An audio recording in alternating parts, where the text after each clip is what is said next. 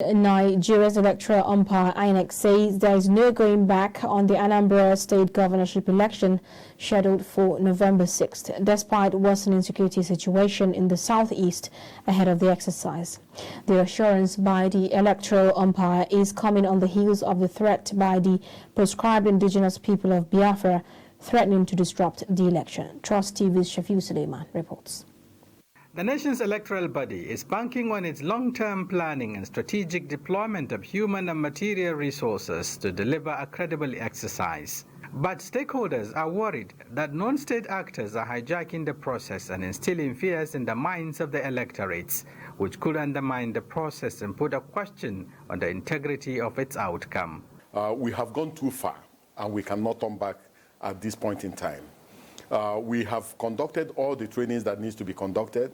We've trained all our electoral officers and assistant electoral officers. We have trained all the supervisory presiding officers, and we have completed the training of presiding officers and assistant presiding officers in relation to this particular election. Even if you conducted it, how do you legitimize it? A state that have a population of almost 4 million, how could someone with 200 or less than 200,000 vote be a governor in that state and have a control of the states?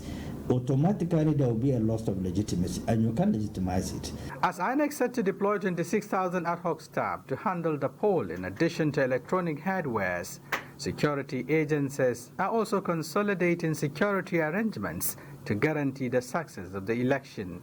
As an electoral management body, we are satisfied that we have gone very far in terms of our preparations. Yes, there are legitimate concerns. There are legitimate issues around issue of security. The security agencies are doing their bit to make sure that they guarantee a safe and conducive environment for both our staff and materials to move, and also for the voters to have confidence that they can come out and exercise their democratic franchise. If you push people into the states, a lot of lives were lost. An election was not conducted. What did you achieve? So you have to weigh two options. One, to say, okay, I'm taking the risks to guarantee people go and conduct elections. And you end up having unavoidable crisis, unavoidable loss of life. Who take responsibility? Government must take responsibility for whatever happens there, because they guarantee to secure everybody.